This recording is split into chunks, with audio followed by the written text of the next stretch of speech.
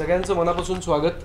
मी 2010 साली एक पत्रकार परिषद घेतली होती, जेव्हा मी सुबकचं माझी जी संस्था होती त्याविषयी तुम्हाला सांगितलं होतं. त्या अंतर्गत जो मी हर्बेरियम नावाचा एक उपक्रम राबवणार होतो त्याविषयी सांगितलं होतं.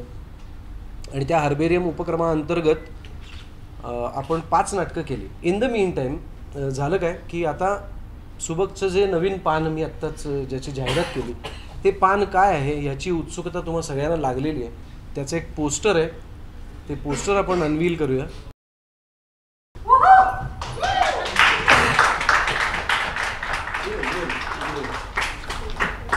सो हे अमर फोटो स्टुडिओ हे नाटक आता आम्ही करणार आहोत सुबकच्या अंतर्गत.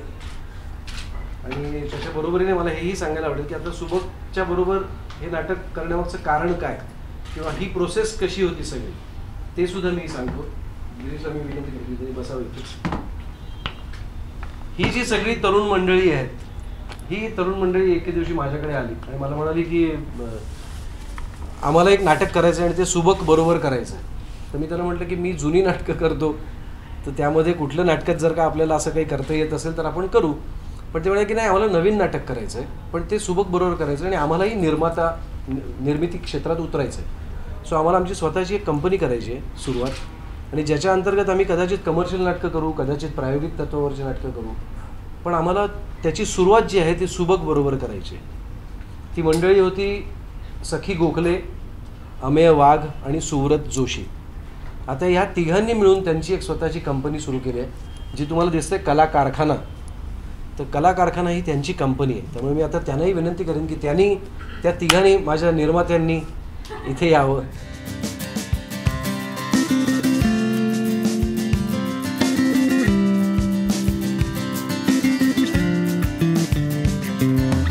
सो आता हे सुबकचं पान आहे, नवं ताजं हिरवं टवटवीत,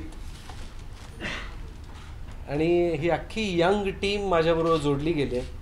त्यामुळे मी खूप एक्सायटेड आहे आणि खूप काय म्हणतात त्याला नर्वससुद्धा आहे. पण मला वाटतं यांची एनर्जी आहे त्यामुळे माझी नर्वस एनर्जी जी आहे ती कमी होते. त्यामुळे आय एम सो ग्लॅड की हे सगळे इतकी छान कलाकृती घेऊन आपल्यासमोर येणार आहेत. नमस्कार सर्वप्रथम सगळ्यांचं. हे सगळे एका अत्यंत पॉप्युलर मालिकेमध्ये तुम्हाला माहितीच होतं, दिल दोस्ती दुनियादारीमध्ये हे काम करत होतो. आणि एक साधारण 4-5 महिन्यांपूर्वी त्यांनी मला विचारलं की आम्ही एकत्र एक नाटक करायचं म्हणतो आहे, तर तू दिग्दर्शन करशील का आणि मनस्विनी जी आहे ती लिहील.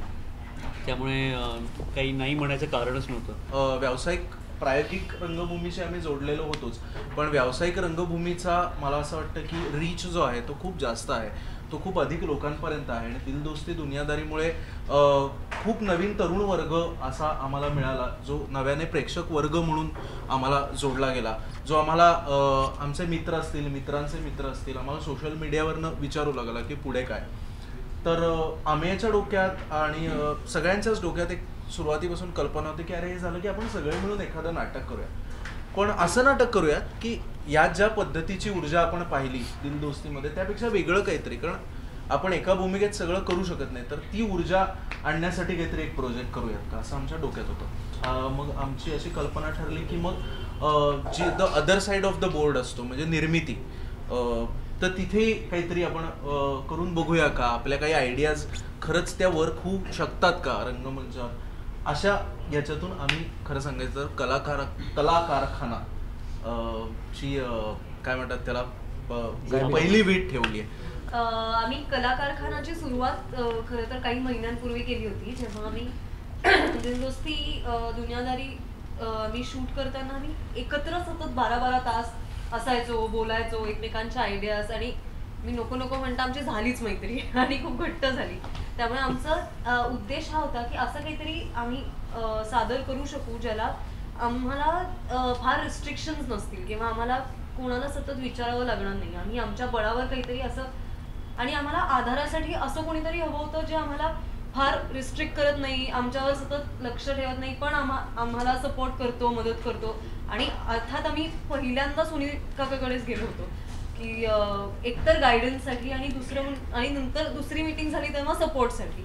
आणि मग तोही ऑनबोर्ड आला आणि आता तुम्ही बघताय तो हा पोस्टर आहे. त्यानंतर अर्थात पूजा आणि सिद्धेश होतेच आमच्या बरोबर. गंधार जॉईन झाला, गंधार म्युझिक करतोय आणि मग हे पोस्टर्स बघताय तेही आम्ही स्वतः डेव्हलप केलेले आहेत. त्यामुळे सगळं इनहाऊस करायचा प्रयत्न आहे आणि काहीतरी नवीन सादर करायचा प्रयत्न आहे. खूप तुम्हाला आवडेल.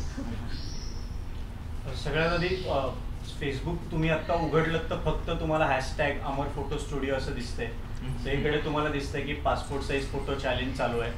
तो सुरुवात त्याची आम्ही केली होती आणि असं नाहीये की पासपोर्ट साईज फोटो चॅलेंज झाला आणि मग आम्ही नाटकाचं नाव ठेवलं. या नाटकाचं नाव अमर फोटो स्टुडिओ आहे म्हणून तो अमर फोटो स्टुडिओ चॅलेंज आम्ही सुरू केला होता. ती आयडिया गंधार संगोरामची होती. सो मला असं वाटतं की मराठी नाटकाच्या इतिहासात पहिल्यांदाच असं झालं असेल की एखाद्या नाटकाचं नाव एवढ्या मोठ्या स्केलवर व्हायरल झालं. मी आज सकाळी 11 वाजता फेसबुक उघडलं होतं तेव्हा साधारण 20-25 हजार लोक अमर फोटो स्टुडिओ बद्दल बोलत होती असं फेसबुकने मला दाखवलं. मला असं वाटतं हीच या सगळ्या प्रोसेसची मजा आहे. कारण दिल दोस्ती संपल्यानंतर सगळे विचारते तुम्ही पुढे काय करणार आहात, तुम्हाला सगळ्यांना एकत्र बघता येईल का. तर आम्हाला सुद्धा खरंच म्हणजे असं झालं की दिल दोस्तीमुळे आमच्या सगळ्यांमध्ये खूप चांगली मैत्री झाली आणि आता असं होतं की आमच्या सगळ्यांमध्ये खूप चांगली मैत्री आहे म्हणून आम्हाला एक नवीन नाटक करावं असं वाटतंय. सो हा त्या सगळ्या उपक्रमाचा भाग आहे. नाटकाच्या प्रोसेसमध्ये जेवढी मजा येते तेवढी आपण एकत्र मिळून नाटक करूया तितकीच मजा त्या प्रोसेसमध्ये आली आहे मला. की सिरियल संपलं एक तर नाटक करून मला स्वतःला खूप दिवस झाले होते. खूप दिवसांचा म्हणजे खूप गॅप होती. तर मग जेव्हा असा विषय निघाला की आपण नाटक करूया का, तर ती सगळी प्रोसेस खूप मजेदार होती. जसं आपण नाटक करतो ती प्रोसेस असते.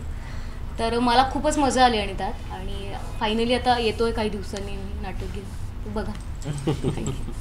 मला निपुणने विचारलं की तू नाटकात या काम करशील का आणि मी अमेय, सुब्रत, पूजा आणि सखीला बघत होतो दिल दोस्तीमध्ये टीव्हीवर की अरे हा यांची केमिस्ट्री आता खूप भारी झाली आणि हे सगळेजण एकत्र सिरियल करताय. तर मी त्यांना पहिल्या दिवशी केलो तालमीच्या आणि आता ते आता नाटक फार जवळ आलंय.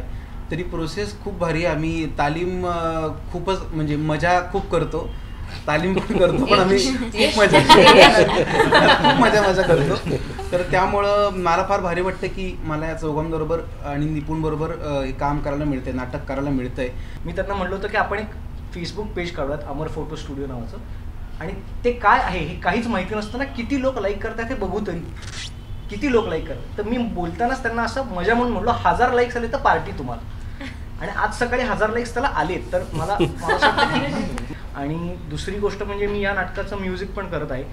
तर जे मला वाटतं की ते पण खूप महत्त्वाचा भाग आहे या नाटकात.